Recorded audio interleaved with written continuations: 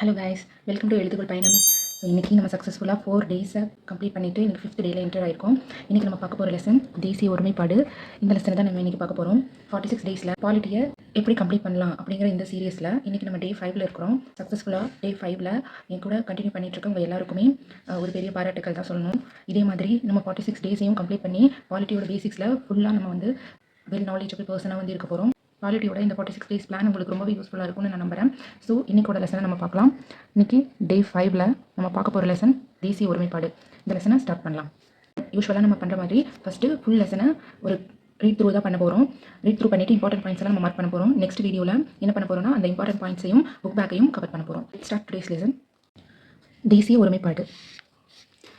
India பல இனங்களின் அருங்காட்சியகம். பாரதம் என்று அழைக்கப்படும் இந்தியா ஒரு மிகப்பெரிய நாடாகும். பல மதங்களின் பிறப்பிடமாக இந்தியா திகழ்கிறது. ஆரம்ப காலத்தில் ஆரியர்கள் இந்தியாவில் குடியேறினர். அவர்களைத் தொடர்ந்து பாரசீகர்கள், கிரேக்கர்கள், குஷானர்கள், ஹூனர்கள், அரேபியர்கள், மங்கோலியர்கள், முகலாயர்கள் மற்றும் ஐரோப்பியர்கள் இந்தியாவிற்கு வந்து தங்கள் ஆதிக்கத்தை நிலைநாட்டி பல புதிய இனங்கள் தோன்றுவதற்கு வழிவகுத்தனர். எனவே இந்தியா பல இனங்களின் அருங்காட்சியகமாக தோற்றமளிக்கிறது. இந்தியா மனித இனங்களின் அருங்காட்சியகம். கலாச்சார ஒற்றுமை. இந்திய கலாச்சாரம் உலகில் மிகச் சிறந்ததாக போற்றப்படுகிறது. கலாச்சாரம் என்பது பண்பட்ட சமுதாயத்தின் வெளிப்பாடாகும். இது தனிமனிதன் மற்றும் சமுதாயத்தில் அவனின் செயல்பாடாக கருதப்படுகிறது. இது மொழி, இனம், இலக்கியம், சமயம், தத்துவம், பழக்க வழக்கங்கள் போன்றவைகள் மூலமாக வெளிப்படுகிறது. இந்தியா பல கலாச்சாரங்களின் ஒன்றிணைப்பு மூலம் கலாச்சார ஒற்றுமையை பெற்று திகழ்கிறது. இது பன்முக பண்பாட்டு சமுதாயத்தை உருவாக்குகிறது. மொழிகள். மக்கள் பல மொழிகளை பேசுகின்றனர். இந்தியா விடுதலை பெற்றதும் ஒரு குறிப்பிட்ட பகுதியில் வாழும் பெரும்பான்மையான மக்கள் பேசும் மொழியை அடிப்படையாக கொண்டு பல மாநிலங்களாக பிரிக்கப்பட்டது. இந்தியாவில் சுமார் 845 மொழிகள் பேசப்படுகின்றன. இவற்றுள் 22 மொழிகள் அரசியலமைப்பு சட்டத்தில் அங்கீகரிக்கப்பட்டுள்ளன. தேவநாகரி வடிவிலான ஹிந்தி எழுத்து இந்தியாவின் அலுவல் மொழியாக உள்ளது. ஆங்கிலம் அலுவலக இணைப்பு மொழியாக உள்ளது. இலக்கியம். இந்தியா இலக்கியங்களின் கருவூலமாக திகழ்கிறது. வேதங்கள், ராமாயணம், மகாபாரதம், பகவத்கீதை, விவிலியம், குரான் மற்றும் திருக்குறள் போன்றவை இந்தியர்களிடையே புகழ்பெற்றுள்ளன. தமிழில் 8 தொகை, 10 பாட்டு, 15 கீழ்கணக்கு, 50 பெரிய புராணம், நலவெண்பா, கலிங்கத்து பரணி, தேவாரம், 4000 திவ்ய பிரபந்தம் போன்றவை தமிழில் சிறப்புமிக்க இலக்கியங்களாகும். இவை வரலாற்று நிகழ்வுகளை விவரிப்பதோடு மட்டுமல்லாமல் தமிழ் மொழிக்கும் அழகு சேர்க்கின்றன. காளிதாசரின் மேகதூதம் மற்றும் சாகுந்தலம் இலக்கியத்துறையில் புகழ்பெற்றவைகளாகும். இந்தியர்கள் மொழி, சமயம், சாதி வேறுபாடுகளின்றி இலக்கிய வளத்தினை நுகர்ந்து இன்புறுகின்றனர். இவை இந்திய ஒருமைப்பாட்டை வளர்ப்பதில் முக்கிய பங்காற்றி வருகின்றன. விழாக்கள்.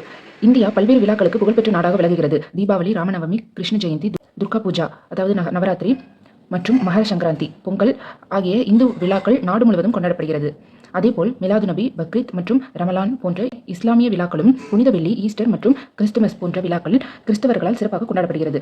சீக்கியர்கள் குருநானக் ஜெயந்தியையும், பௌத்தர்கள் புத்த பூர்ணிமாவையும், சமணர்கள் மகாவீர் ஜெயந்தியையும் கொண்டாடி வருகின்றனர். ஆங்கில புத்தாண்டை அனைவரும் சமய வேறுபாடு கருதாமல் கொண்டாடி மகிழ்கின்றனர். சமய விழாக்கள் மக்களிடையே சகோதரத்துவத்தையும் நட்பையும் சமய சகிப்புத்தன்மையையும் வளர்த்து வருகின்றன.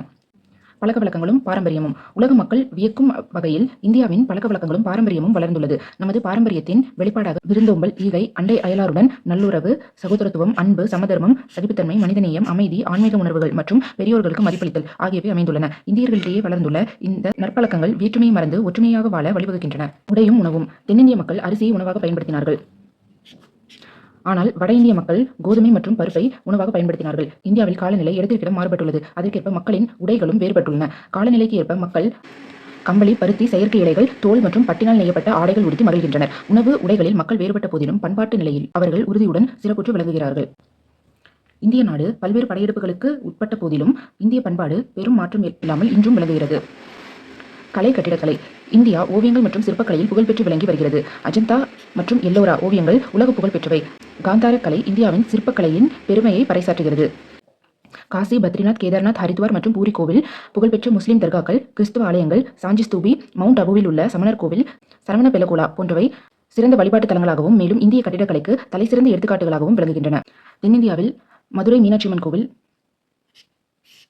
தஞ்சாவூர் பிரகதீஸ்வரர் ஆலயம், மகாபலிபுரத்தில் உள்ள குடைவரை கோயில்கள், காஞ்சிபுரத்தில் உள்ள கைலாசநாதர் கோவில் மற்றும் வைகுண்ட பெருமாள் கோவில், திருவண்ணாமலையில் உள்ள அருணாச்சலேஸ்வரர் ஆலயம், வேலூர் மற்றும் சிதம்பரத்தில் உள்ள கோவில்கள், சாந்தோம் திருச்சபை போன்றவை கலை மற்றும் கட்டிடக்கலைக்கு சிறந்த எடுத்துக்காட்டுகளாகும்.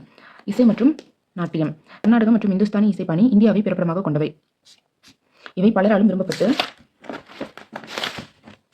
கற்கப்படுகின்றன.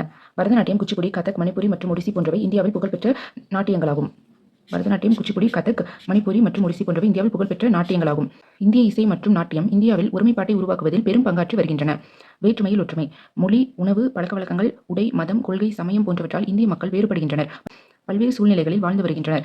இத்தகைய வேறுபாடுகளுக்கிடையில் அனைவரும் ஒரே பெயரால் இந்தியர்கள் என்று அழைக்கப்படுகின்றனர்.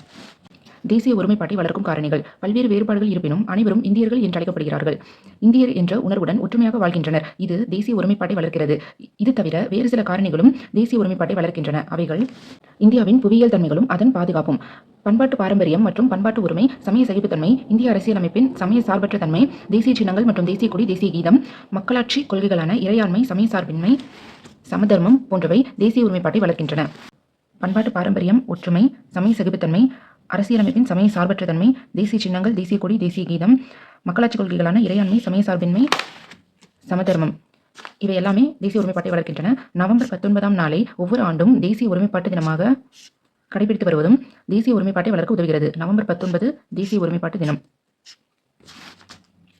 தேசிய ஒருமைப்பாட்டை பாதிக்கும் காரணிகள். இந்தியா வேற்றுமையில் ஒற்றுமைக்கு புகழ்பெற்றதாகும். இருப்பினும் பல்வேறு காரணிகள் தேசிய ஒருமைப்பாட்டை பாதிக்கின்றன. அவை வகுப்புவாதம், மொழிவாதம், சாதி பாகுபாடு, பொருளாதார ஏற்றத்தாழ்வுகள், வட்டார ஏற்றத்தாழ்வுகள் ஆகியவை ஆகும்.